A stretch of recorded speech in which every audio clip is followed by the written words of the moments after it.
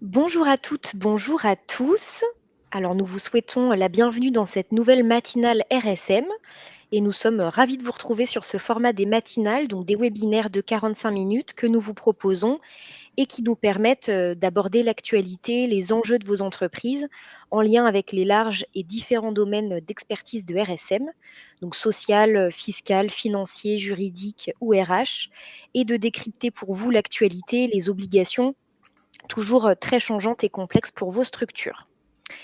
Aujourd'hui, nous vous proposons une thématique à la croisée de nos différentes expertises pour aborder le CSE et surtout comment accompagner l'évolution de ces missions clés.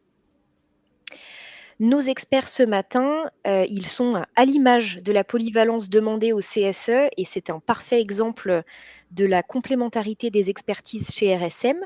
Nous avons Adrien qui est directeur et expert comptable, Kim qui est responsable du pôle droit social, Morgane qui est manager RSE et moi-même Aurélia, consultante RH. Donc, vous voyez un beau pêle-mêle des différentes, expertises que nous possédons.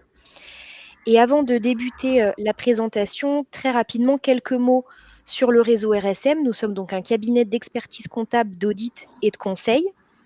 En France, RSM, c'est un réseau de proximité. On est présent dans les principaux pôles régionaux et nous sommes 9e France sur les missions d'expertise comptable et de commissariat aux comptes. Et RSM, c'est également un réseau présent à l'international. Nous sommes le 6e réseau mondial d'audit, d'expertise comptable et de conseil. Pour le menu de cette matinale, on va passer par une phase rappel réglementaire autour du CSE.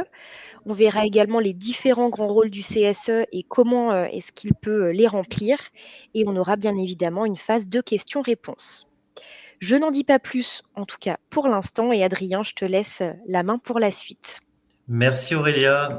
Bonjour à tous. Alors, je vous propose des petits rappels réglementaires. Alors, si vous êtes là aujourd'hui, c'est que vous avez déjà conscience de ce qu'est un CSE, mais c'est important de pouvoir faire ces rappels. Je vous rappelle que le CSE est une notion qui a été introduite lors des ordonnances Macron de septembre 2017. Avant, on parlait de comité d'entreprise. Donc, on retrouve un petit peu les rôles distincts du CSE en fonction des effectifs. On retrouve la notion un petit peu de représentant de proximité en lien avec anciennement les délégués du personnel, et puis la partie comité d'entreprise avec ses prérogatives économiques notamment à partir de 50. Donc vous voyez ici au niveau des CSE, on va distinguer deux types de CSE, les CSE de moins de 11 salariés, des CSE entre 11 et 49 salariés et plus de 50 salariés. La notion un petit peu de seuil d'effectif est calculée en fonction de la présence de 11 salariés sur 12 mois consécutifs dans le cadre de 11 salariés. Et on utilise le même décompte pour les différents seuils aujourd'hui des CSE, notamment celui de 49, où on verra plus tard, il y a le seuil de 300 qui existe. Donc un CSE doit être mis en place dans toutes les entreprises de 11 salariés et plus, avec un employeur qui organise du coup tous les 4 ans l'élection des membres du CSE. Donc ça, c'est dans le cadre légal classique. Il peut y avoir aussi des accords dérogatoires qui prévoient moins de 4 ans et un renouvellement plus rapide. Et on a un accord collectif, du coup, qui peut fixer une autre période, minimum 2 ans, tout de même. Pour les CSE de 11 à 49 salariés, on vous a mis le cadre légal du nombre de titulaires en fonction du nombre de salariés de l'entreprise. Donc, 1 ou 2 entre 11 et 24 et entre 25 et 49. Il y a différentes notions, mais on parle souvent aussi du référent en matière de lutte contre le harcèlement sexuel, qui est désigné par les membres du CSE, parmi les membres du CSE et par les membres du CSE. Alors, quels sont les différents rôles ? On retrouve un petit peu les rôles de DP, anciennement DP, c'est-à-dire des notions liées au salaire, aux doléances personnelles notamment, l'application du Code du travail, les autres dispositions légales, notamment concernant la protection sociale, où les élus sont informés ou sont un partenaire privilégié. Les notions de convention et d'accord applicables dans l'entreprise également, par exemple un accord d'intéressement qui pourrait être signé. Le CSE contribue à promouvoir la santé, la sécurité et les conditions de travail dans l'entreprise, et il peut réaliser des enquêtes. Donc ça, c'est des éléments ou des prérogatives qu'on voit de temps en temps dans les entreprises. Et on va vous parler aussi du droit d'alerte, puisque les membres du CSE, en dessous de 50 salariés, peuvent bénéficier d'un droit d'alerte, lui permettant de demander à l'employeur des précisions dans des situations particulières, d'atteinte aux droits des personnes. On parle souvent du harcèlement moral, la santé physique et mentale, les libertés individuelles, les notions de liberté d'expression. On parle aussi des RPS. Pour les CSE de plus de 50 salariés, on retrouve exactement les mêmes prérogatives, mais en plus, on a une prérogative principale, c'est notamment la prérogative en termes de gestion et sur le rôle économique du CSE. Donc là, on a un CSE qui est informé et consulté. On le verra plus tard avec Kim notamment sur les différents sujets. On a 3 informations de consultation principales et notamment sur la gestion, l'organisation, et on parle de la marge générale de l'entreprise. Le CSE est vraiment un partenaire d'échange, de dialogue et pour la direction. Donc, on a des mesures de nature à affecter le volume ou la structure des effectifs, la modification de l'organisation, on parle plutôt les aspects de conditions de travail, notamment l'ancien CHSCT sur ces sujets, conditions d'emploi, de travail, la durée de travail, l'introduction de nouvelles technologies et également des mesures qui seraient prises en vue de faciliter le maintien du travail des malades, des personnes accidentées, des requalifications de salariés. Je vous parle pas des sujets exceptionnels aussi comme les licenciements économiques, tous ces aspects-là. Ayez en tête aussi il y a un autre seuil, c'est plus ou moins de 300, où là on peut avoir des commissions un peu spéciales comme les commissions, on parle du CSSCT, et on a surtout un référent harcèlement qui est désigné parmi les membres du CSE à partir de 50 salariés et plus.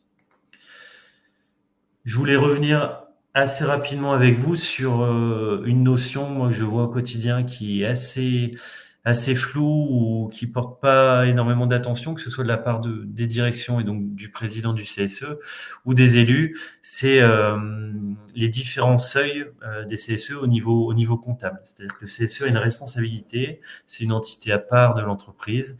Il dispose de 2 budgets. Un budget œuvre sociale, on parle des ASC souvent, et un budget de fonctionnement qu'on appelle AEP. Je ne vais pas revenir dans le détail de ces 2 budgets pour la définition, mais les œuvres sociales, c'est pour les salariés. Budget AEP, c'est en lien avec les représentants du personnel. Il y a une obligation de respecter le règlement ANC des autorités des normes comptables et surtout en fonction des ressources des CSE. Soit on a une comptabilité, on va dire simplifiée, comptabilité de trésorerie, quand on a des ressources inférieures à 153 000. Et puis après, en fonction des seuils, on a une obligation d'avoir un expert comptable, une comptabilité beaucoup plus traditionnelle, une comptabilité d'engagement. Et pour certains seuils que je vous ai détaillés ici, on a l'obligation même d'avoir un commissaire aux comptes. Voilà, je passe le relais à Kim pour les différents rôles du CSE.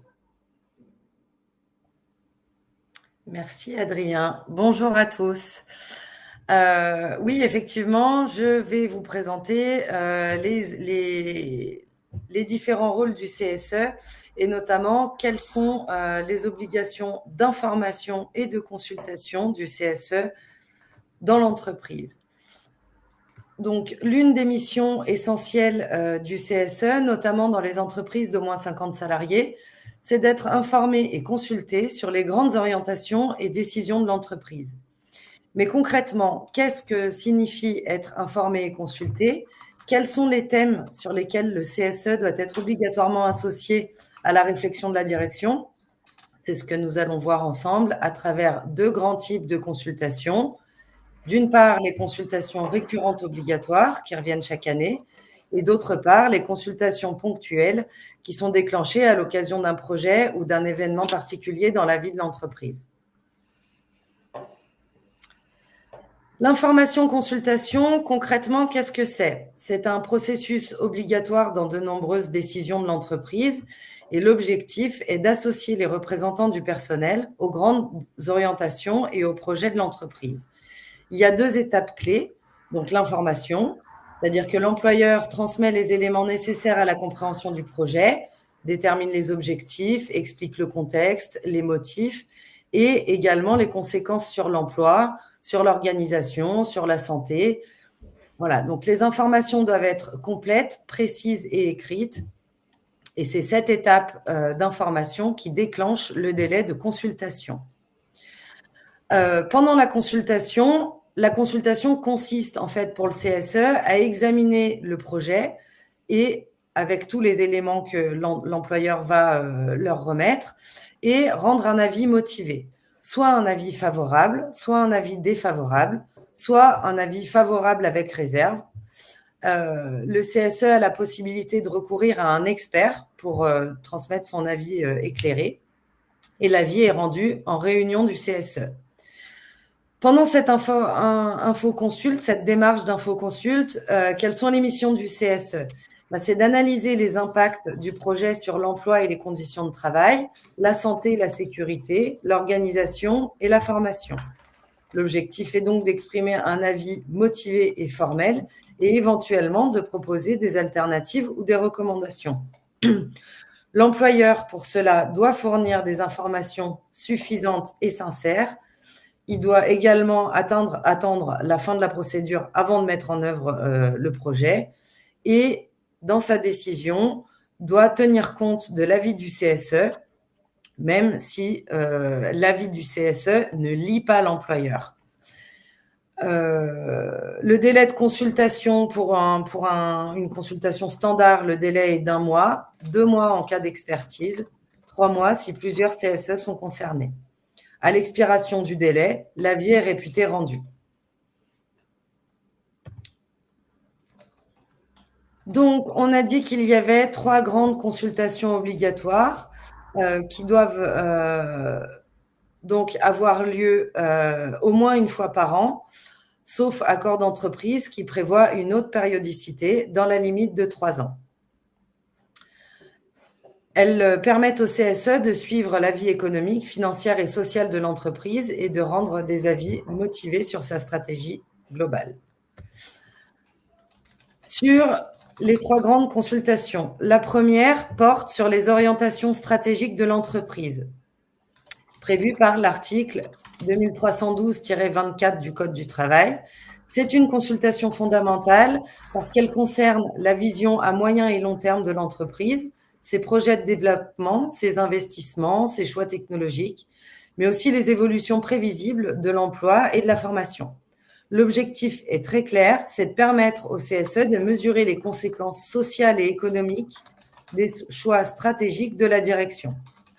Autrement dit, il ne s'agit pas seulement de commenter les décisions déjà prises, mais bien de participer en amont à la réflexion et d'apporter un regard social sur la stratégie de l'entreprise.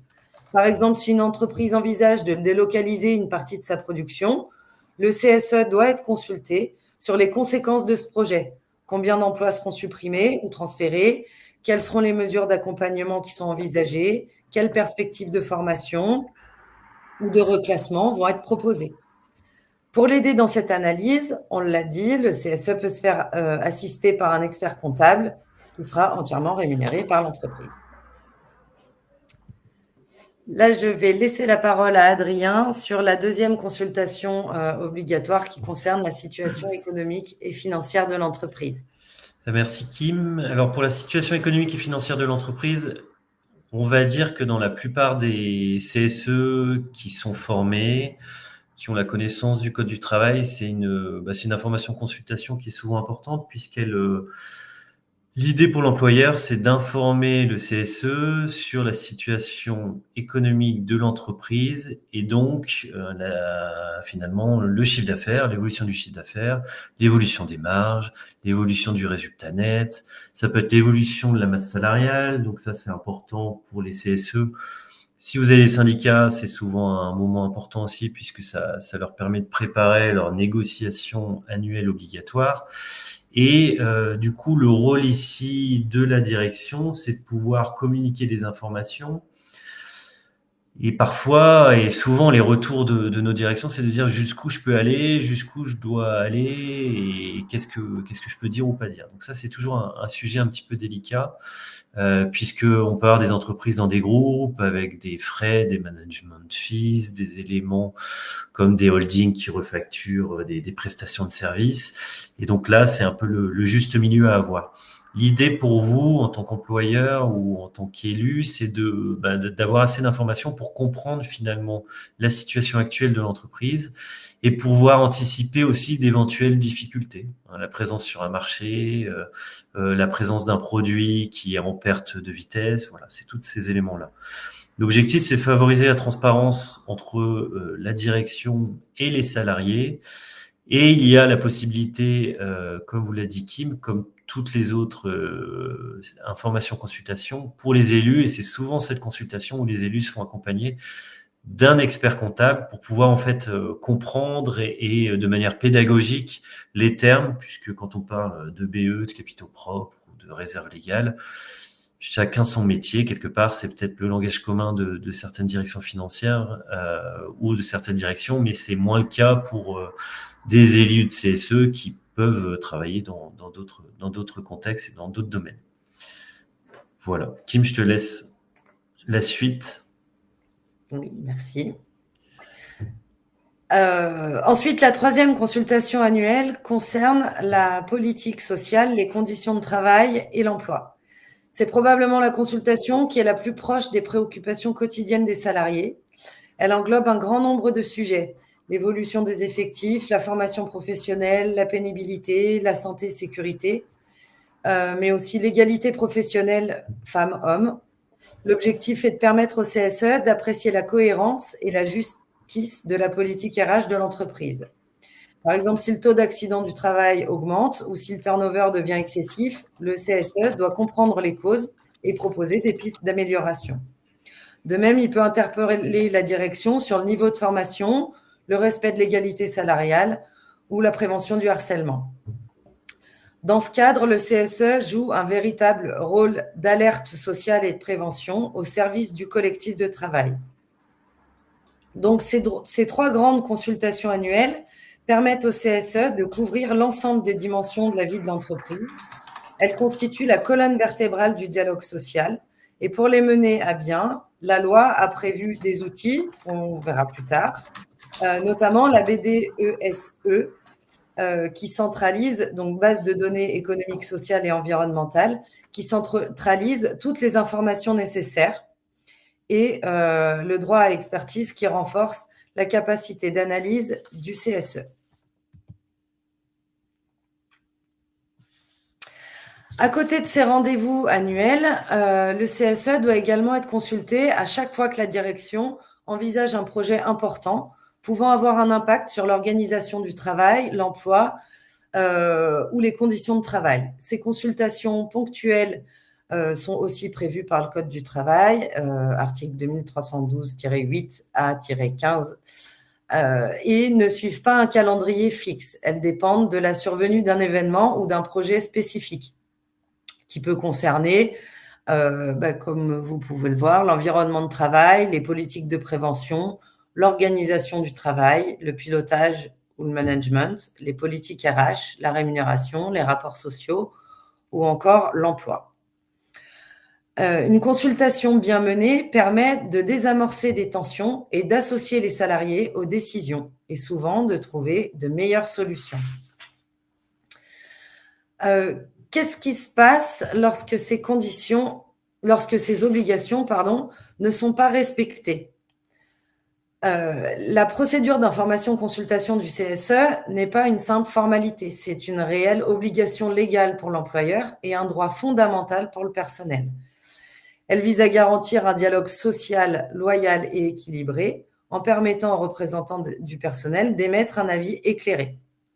Donc, ne pas consulter le CSE lorsqu'une consultation est obligatoire constitue un délit, ce qu'on appelle un délit d'entrave, qui signifie que la direction qui omet ou qui précipite la consultation s'expose à des sanctions pénales et à la suspension de son projet. Au-delà du risque juridique, le véritable enjeu, c'est quand même aussi celui de la qualité du dialogue social. Et donc, la loi a prévu plusieurs niveaux de sanctions. Donc, la première sanction est de nature pénale, qu'on appelle donc le délit d'entrave. Ce délit est défini par l'article 2317-1 du Code du travail, qui dispose que le fait d'apporter une entrave au fonctionnement régulier du comité social et économique est puni.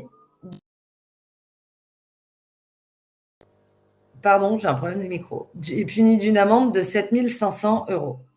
L'entrave peut prendre plusieurs formes. Ça peut être ne pas consulter le CSE sur une question où il devrait le faire, refuser ou retarder la communication des informations, ou encore convoquer le CSE sans lui laisser le temps matériel d'étudier les dossiers. Le délit d'entrave est constitué par toute attitude visant à bypasser le rôle du CSE ou à entraver son fonctionnement. En pratique, ce délit peut concerner une personne physique, donc le chef d'entreprise ou son représentant, ou une personne morale, la société elle-même. Au-delà de la sanction pénale, le non-respect des obligations de consultation peut aussi avoir des conséquences civiles importantes. Lorsqu'une décision est prise sans que le CSE ait été régulièrement consulté, cette décision peut être suspendue le temps que la consultation soit menée correctement, ou dans certains cas, annulée par le juge. Ça signifie concrètement que le juge peut ordonner l'arrêt d'un projet tant que la consultation n'a pas eu lieu ou qu'elle n'a pas été menée dans les règles. Les tribunaux rappellent régulièrement que la consultation du CSE n'est pas une formalité administrative, mais une garantie substantielle. C'est une étape essentielle de la procédure de décision. Au-delà du droit, il faut aussi parler des conséquences sociales du non-respect des consultations. Lorsque la direction néglige le rôle du CSE, elle affaiblit la confiance au sein de l'entreprise. Les élus se sentent mis à l'écart. Les salariés ont le sentiment que les décisions se prennent sans eux et le dialogue social se dégrade. À l'inverse, bien respecter les procédures d'information et de consultation, c'est renforcer la légitimité des décisions et impliquer les salariés dans la vie de l'entreprise. C'est aussi un gage de paix sociale, de transparence et souvent de meilleure performance à long terme. On pourrait presque dire que la consultation du CSE n'est pas une contrainte, mais une opportunité, celle de construire des décisions plus justes, mieux comprises et donc mieux acceptées. Donc pour conclure sur ce point de l'information-consultation, on peut dire que ces consultations sont bien plus qu'une formalité. C'est un véritable moment de co-construction entre la direction et les représentants du personnel. Et ensemble, elles forment un système cohérent qui vise à garantir une transparence, un dialogue et une anticipation qui sont 3 valeurs indispensables à une gouvernance sociale équilibrée. Et je repasse la parole à Aurélia. Merci Kim. Effectivement, on l'a vu, Adrien et Kim vous l'ont évoqué, le CSE possède un rôle crucial en matière de santé, de sécurité, de qualité de vie au travail. Mais c'est vrai qu'une fois qu'on a dit ça, qu'en est-il vraiment et qu'est-ce qui est, à sa disposition pour agir là-dessus? Au-delà des informations consultations, qui, on a bien compris, sont vraiment, très importantes. Mais c'est ce qu'on va voir, à l'instant. Et une fois n'est pas coutume, on revient comme toujours sur un petit rappel du code du travail, qui vient vraiment régir, les rôles du CSE et qui prévoit que les élus du CSE doivent promouvoir la santé, la sécurité et l'amélioration des conditions de travail.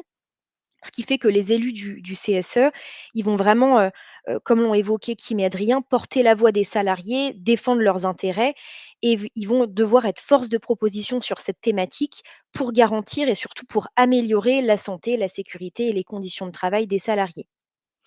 Une petite précision sur la notion de qualité de vie au travail qui est officiellement appelée, qualité de vie et des conditions de travail depuis le 2 août 2021. On vous le dit ici parce qu'on voit que c'est une thématique qui prend, davantage d'ampleur dans les structures et voilà, cette loi vient renforcer, ce point, ce qui fait que le CSE, il va jouer un rôle vraiment prédominant en matière de santé des salariés et on l'a vu, il doit être consulté sur un certain nombre de sujets, mais au-delà de ça, le CSE, ça va être un des porte-étendards de la QVCT dans l'entreprise. Alors plus précisément, on a évoqué certains points, mais quelles sont les responsabilités du CSE vraiment en matière de QVCT? Pour être les gardiens des bonnes conditions de travail, il va avoir pour rôle, dans un premier temps, d'analyser, de prévenir les risques. Donc là, il va pouvoir diagnostiquer, investiguer, faire des rapports sur les conditions de travail, sur, le climat social. Voilà, vraiment ce rôle d'essayer d'identifier, d'analyser, une situation actuelle. Il va aussi devoir être force de proposition pour améliorer les conditions existantes, donc il va pouvoir proposer des améliorations des conditions de travail. Et puis en filigrane de tout ça, il contribue, comme le disait Kim à l'instant, au dialogue social en fait, donc sur l'organisation du travail, les rythmes, la charge de travail, il va aussi avoir, son mot à dire. Pour ça, les moyens qui sont à sa disposition pour assurer, pour remplir ses rôles, alors vous voyez que tout est lié. On retrouve les droits d'information, de consultation. Je n'y reviens pas bien évidemment. J'insiste juste sur le fait que le CSE va avoir accès pour ça aux documents clés et obligatoires de l'entreprise. Le document unique d'évaluation des risques professionnels, le DURP, le bilan social, les éventuels plans de prévention, registre santé-sécurité, et cetera. Tous ces documents, heu que l'entreprise, aura alimentés. Ici, on retrouve donc le pouvoir d'enquête et le droit d'alerte. Donc le CSE, il peut commanditer des enquêtes internes lorsqu'il y a un risque pour la santé ou la sécurité, qui est, suspecté ou constaté. Le CSE, il a le pouvoir de lancer des enquêtes internes. Et puis, on revient sur le droit d'alerte, qui est un des moyens offerts aux élus du CSE pour dénoncer une carence de l'employeur en matière de QVCT. Donc c'est vraiment, le pouvoir du CSE de signaler officiellement une situation anormale qui pourrait, porter atteinte aux droits ou à la sécurité des salariés ou fonctionnement de l'entreprise de manière générale. Le CSE, il a également des moyens humains et matériels pour mener ses missions. Vous le savez, il a des heures de délégation qui sont prévues pour les élus. Donc ça sert justement à travailler sur ces sujets, à se saisir de sujets, de QVCT, à travailler dessus. Le CSE, il a aussi la possibilité de faire intervenir des experts dédiés, des experts agréés, donc en santé, en organisation du travail, soit pour être formés, soit pour aussi intervenir directement, au sein de l'entreprise. Et d'ailleurs, il y a aussi l'obligation pour les élus titulaires du CSE d'être formés en matière de santé, de sécurité et de conditions de travail. Et le CSE, important à le redire aussi, il est soutenu et il est accompagné par des partenaires, sur lesquels il peut s'appuyer. Alors souvent, on pense directement à la médecine du travail, bien sûr, mais aussi la CARSAT, qui met à disposition des outils dont le CSE, peut se servir, pour travailler, la QVCT. Et puis au-delà de ça, ce qui est vraiment, très, central pour le CSE, ça va être de s'appuyer sur l'expression des salariés. Je le redis, mais voilà, c'est vraiment le porte-parole des salariés, donc ça va être, une source clé et indéniable pour l'amélioration de la QVCT. Alors, avec ces moyens, sur quoi exactement est-ce qu'il peut agir? L'idée de cette slide ici, c'était de bien comprendre le champ d'action possible du CSE, parce que la notion de QVCT, elle est très large. Alors ici, une liste non exhaustive bien sûr, mais néanmoins très complète, de ce qui compose la qualité de vie, et les conditions de travail. Alors on retrouve différentes catégories, les relations au travail, le contenu du travail en lui-même. On retrouve bien évidemment la thématique, santé-sécurité qui est vraiment très centrale, sur cette notion. On va retrouver le management. En tout cas, ici, ça vous donne, un rapide inventaire des domaines relatifs à la qualité de vie au travail et sur lequel le CSE va pouvoir œuvrer, va pouvoir, travailler.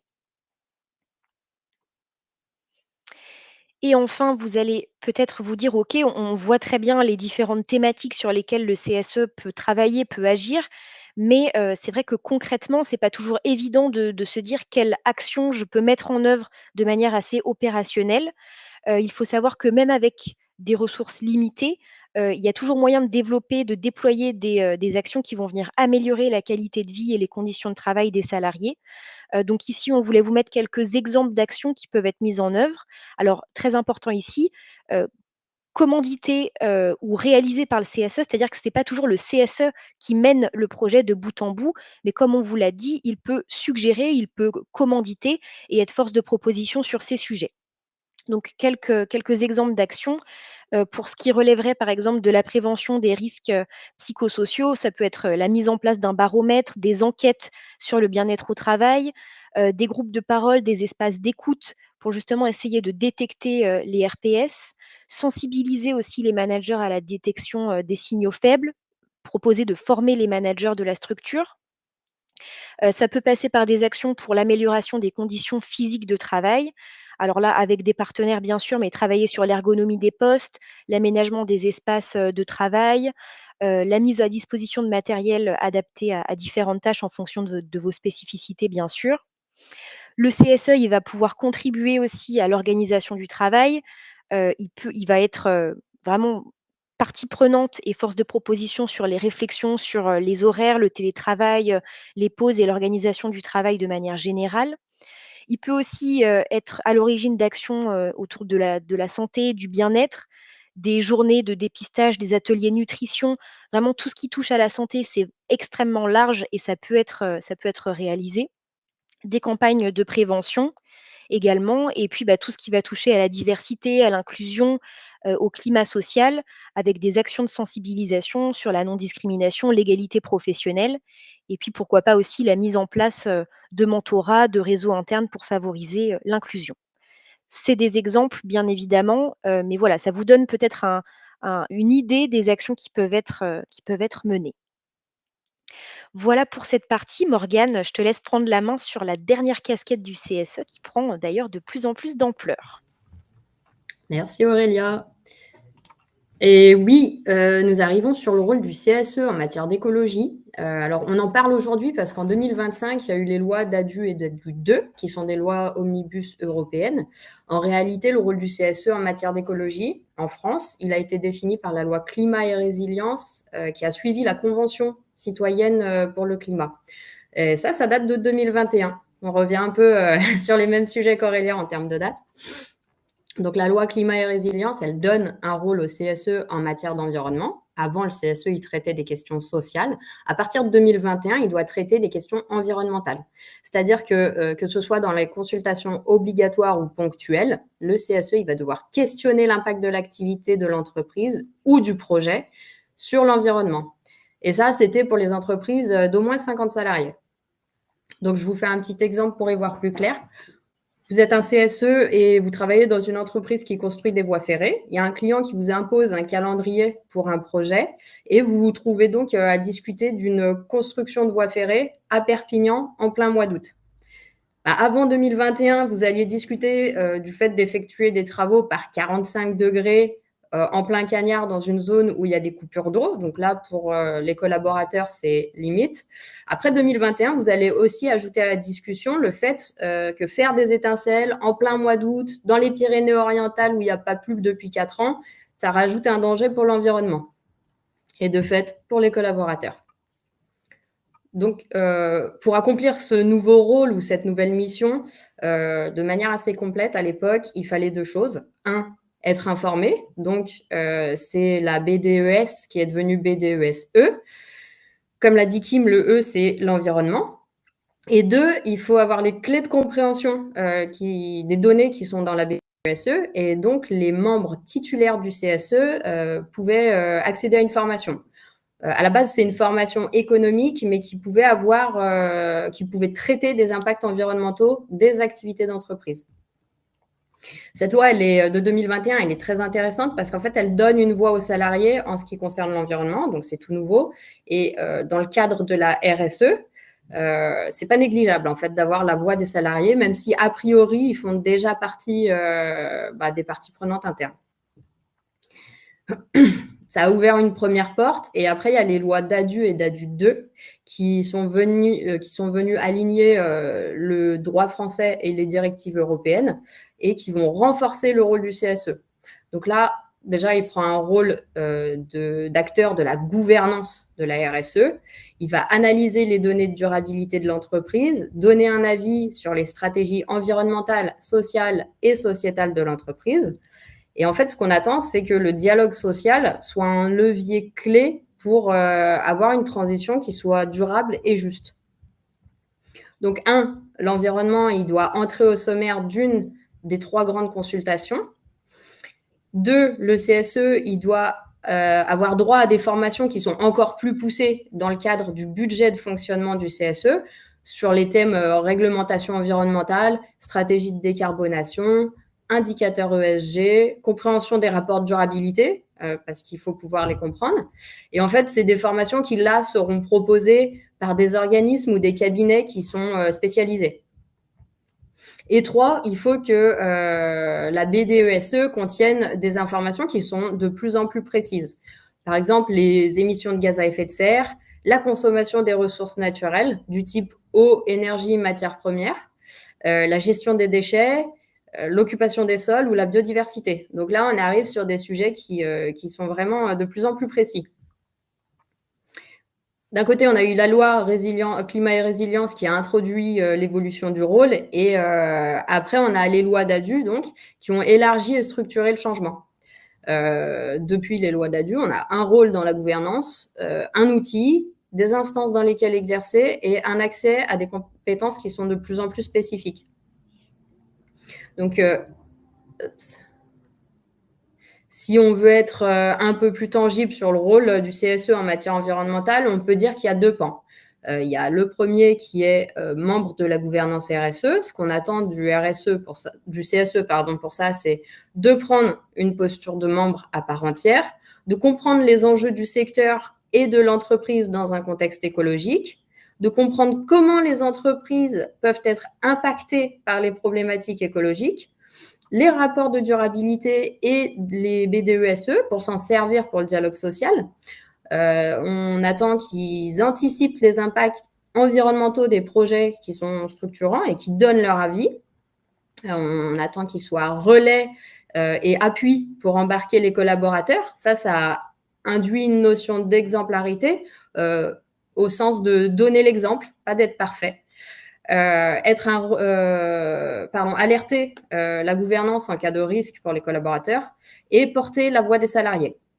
D'un autre côté, le CSE va accompagner les salariés dans leur propre transition. Ils vont les accompagner face aux risques professionnels qui sont accentués par le réchauffement climatique, parce qu'en fait, il faut savoir que le réchauffement climatique, c'est un facteur aggravant de 15 des 17 risques professionnels. Ils peuvent participer à la mise en place de dispositifs, notamment face à l'éco-anxiété. Donc là encore, je rejoins Aurélia. Ils peuvent accompagner les métiers parce qu'il y a des métiers qui vont disparaître et il y en a qui vont être créés face aux conséquences écologiques. Ils peuvent accompagner une renonciation d'activité puisque à terme, il va y en avoir besoin. Et ils peuvent permettre d'intégrer l'écologie au travail et d'être acteurs de changement. Par exemple, faire un bilan carbone, accompagner l'entreprise pour ça. Ils peuvent sensibiliser les collaborateurs. Et enfin, un de leurs leviers, c'est d'apporter de l'éco-responsabilité au travers des œuvres sociales dont parlait Adrien tout à l'heure. Au final, c'est un rôle qui peut avoir plusieurs déclinaisons, qui peut se modeler, par contre, qui demande des notions qui ne s'improvisent pas et ça demande un accompagnement en fait, au même titre que l'aspect social. Et je vais laisser le micro à Aurélia.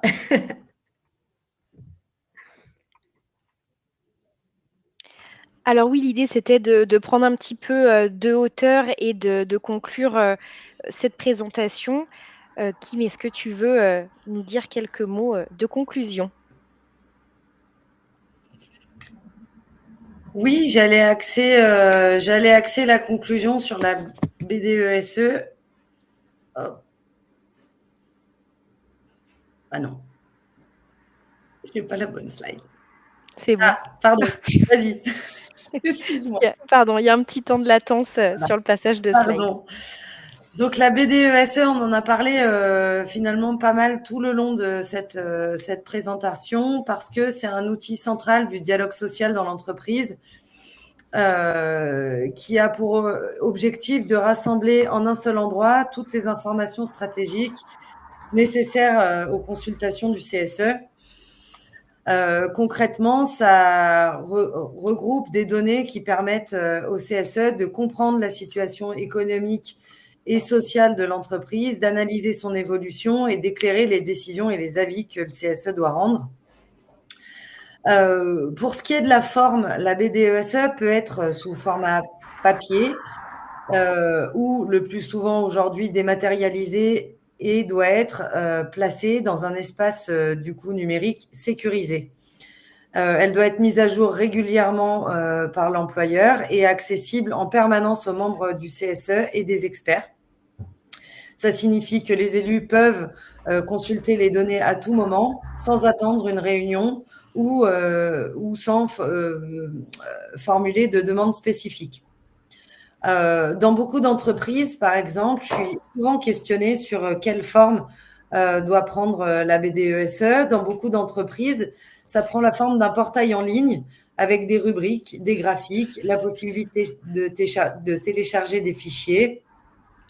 Donc, ça peut être un espace si quelqu'un a si les entreprises ont un espace pour la gestion électronique des données, par exemple une GED, il peut y avoir un accès réservé au CSE, accessible par mot de passe ou avec des droits limités, où figurent toutes ces informations. Sur le contenu, la loi détermine un socle commun d'informations obligatoires qui est adapté selon la taille de l'entreprise. Et parmi les principales rubriques, on retrouve les données économiques et financières, donc le chiffre d'affaires, le résultat, les valeurs ajoutées, l'endettement. Donc, ça se résume à mettre à disposition le bilan ou le compte de résultat de l'entreprise. Il doit y avoir aussi des éléments sur la politique sociale, l'emploi et la formation. Donc, l'effectif, les embauches, les rémunérations, les conditions de travail, l'égalité professionnelle. Et donc là, on peut donner accès au bilan social de l'entreprise qui, bien souvent, a une base qui peut être extraite, notamment d'un logiciel de paye où toutes les données sont dedans. Toutes les informations sur l'égalité professionnelle femmes-hommes, qui est un index qui doit être calculé selon l'effectif, mais dans toutes les entreprises, et qui doit être publié. Voilà. Et les informations qui doivent figurer aussi sont toutes celles qui sont relatives aux investissements matériels, immatériels, innovation, recherche et développement, et sur les impacts environnementaux, donc dont vient de nous parler Morgane, ajouté par la loi climat de 2021 sur les consommations d'énergie, les émissions de gaz à effet de serre, les politiques de mobilité, le recyclage, etc. Donc, cette BDESE, beaucoup la voient comme une tuile, si j'ose dire, et en fait, ça n'en est pas une. En fait, c'est un réel tableau de bord stratégique de l'entreprise qui est à la fois au service de la direction et des représentants du personnel. Et c'est un faisceau de documents et d'informations qui permet de respecter une transparence et de discuter sur tous les sujets stratégiques de l'entreprise et d'associer le CSE à ça, surtout. Voilà, pour moi. Merci beaucoup. Eh bien, là, c'est à l'occasion d'un atelier qui a eu lieu en formation. C'est l'occasion, en fait, pendant les formations ou les accompagnements, de faire réfléchir les membres du CSE à quel CSE responsable ils aimeraient appartenir ou créer.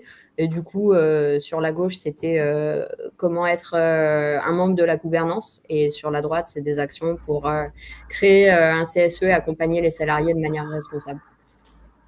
Je pense que vu le temps, on va peut-être pas s'étendre dessus. C'était un exemple. Merci Morgane.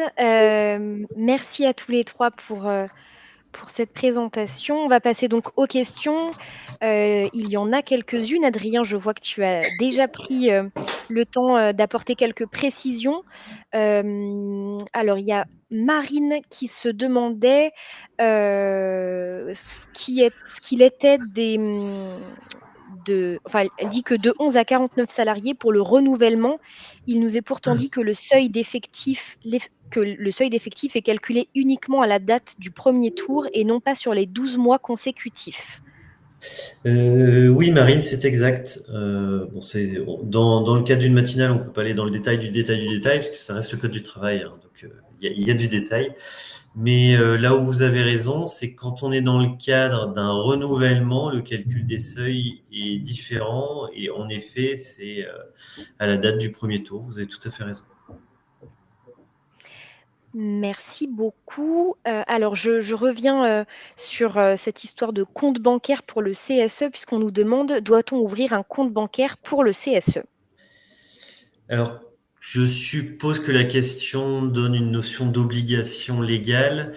En fait, il y a une obligation légale à partir du moment où le CSE a un budget, c'est-à-dire reçoit des dotations de la part de la direction. Donc, dans la plupart des cas, 99%, c'est à partir du moment où vous êtes 50. Donc, on a les prérogatives économiques du CSE. Mais j'ai regardé, du coup, j'en ai profité pour creuser un petit peu le sujet. Et dans le cas exceptionnel où la direction donne de l'argent au CSE avant 50, si vous voulez, c'est dès 3 000 euros. Il y a une obligation d'avoir un compte bancaire, en fait, de la part du CSE. Il n'y a aucune obligation d'avoir un compte bancaire ASC et un compte bancaire fonctionnement, donc œuvre sociale ou fonctionnement. Mais ça, on peut que le recommander, puisque en fait, en termes de comptabilité, il faudra pouvoir distinguer les deux budgets. Donc, c'est quand même préférable. Donc, si vous êtes plus de 50 et que vous n'avez pas de compte bancaire, oui, il y a une obligation d'avoir un compte bancaire et de l'ouvrir. Merci beaucoup, Adrien, pour ta réponse. On a Claudia qui nous demande, alors je crois que nous l'avions précisé sur la slide de titre, qui nous dit les 3 consultations qu'on a présentées ne sont obligatoires uniquement que pour les entreprises de plus de 50 salariés. Oui, je pense que Kim peut répondre aussi, mais oui, tout à fait, c'est à partir de 50.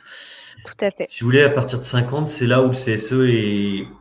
Je dirais que c'est pas le cas, enfin, c'est un petit peu le cas avant, mais c'est à partir de ce moment-là où c'est un vrai interlocuteur et de dialogue et de contre-proposition sur tous ces vastes sujets, et notamment les 3 informations consultations qu'on a vues. On n'est pas revenu dans le détail, mais avant 2017, il y avait plus que 3 informations consultations, je ne sais plus combien il y en avait une vingtaine, qui ont été regroupées dans ces 3 blocs, en fait. Et donc, c'est à partir de 50 où elles sont obligatoires. La fréquence peut être différente, c'est pas forcément tous les ans, mais elles sont obligatoires. Merci beaucoup. On nous demande également, peut-on former le CSE en interne ou forcément par un organisme externe? Alors là-dessus, je vais répondre. Il y a 2 formations obligatoires pour le CSE, donc la formation santé, sécurité, conditions de travail et la formation économique. Pour la formation santé, sécurité, c'est déterminé par le Code du travail aussi. Et la formation peut être assurée en interne à condition que l'entreprise soit agréée par la DRIT. Ça doit répondre à... L'entreprise peut, mais elle doit demander un agrément spécifique. Pour la formation économique, la loi n'impose pas d'agrément, mais donc elle peut être organisée librement en interne ou en externe, tant que dans les 2 cas, les formations dispensées répondent aux exigences prévues par le Code du travail. Merci beaucoup, Kim. Nous avons Gwenaëlle qui nous demande « Bonjour, que se passe-t-il lorsque l'effectif évolue en cours de mandat, donc dépassement du seuil de 50 salariés ?» Je peux répondre si vous voulez. C'est un petit peu contrairement à enfin, ça complète la question de Marine tout à l'heure, c'est-à-dire que là, pour le coup, quand il y a un dépassement de seuil, en cours de mandat. Alors la question, je sais pas, faudrait peut-être la préciser.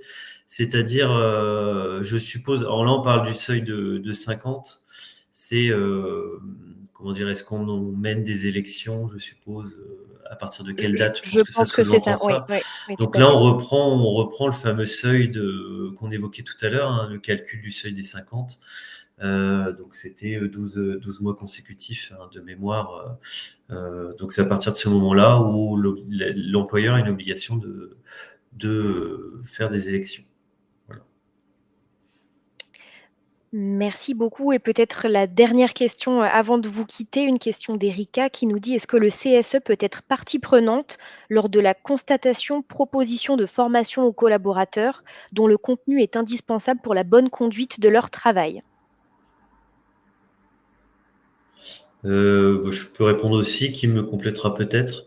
Alors le CSE, il peut faire beaucoup de choses. Vous avez le pouvoir déjà de demander, vous avez le pouvoir le CSE a le pouvoir quelque part d'être force de proposition sur plein de sujets, donc y compris celui-là.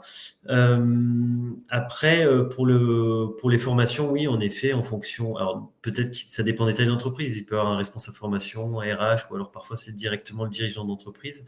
Oui, le CSE peut être force de proposition. Alors après, vous savez que les organismes de formation, l'idée aussi pour l'entreprise, c'est de pouvoir avoir des organismes qui soient Calliope pour avoir des remboursements des formations, des demandes de remboursement. Donc c'est plutôt cette logique-là, la logique économique qui est importante aussi pour un chef d'entreprise, puisqu'on cotise à travers nos salaires pour ces éléments-là. Donc n'hésitez pas à être force de proposition en tant que CSE, oui, tout à fait. Merci beaucoup. Alors, je vous propose qu'on s'en arrête là pour ce matin. Un grand merci à vous 3 pour cette présentation. Merci à vous qui nous avez écoutés. La présentation est téléchargeable directement sur Webikeo et cette matinale est disponible en replay. N'hésitez pas à revenir vers nous également, vous avez nos coordonnées dans la présentation. Mais voilà, on est bien conscient qu'on ne peut pas répondre à toutes les questions, à toutes les spécificités que vous pouvez rencontrer, mais on reste bien sûr à votre écoute. On peut également vous accompagner, vous former vos CSE ou former l'entreprise à ces différents rôles. On a bien conscience que ce n'est pas toujours évident pour le CSE de se saisir de toutes ces spécificités et de tous ces rôles. Donc voilà, n'hésitez pas à revenir vers nous et on reste à votre écoute. Merci beaucoup, merci à tous et très bonne journée. Merci, bonne journée. Au revoir.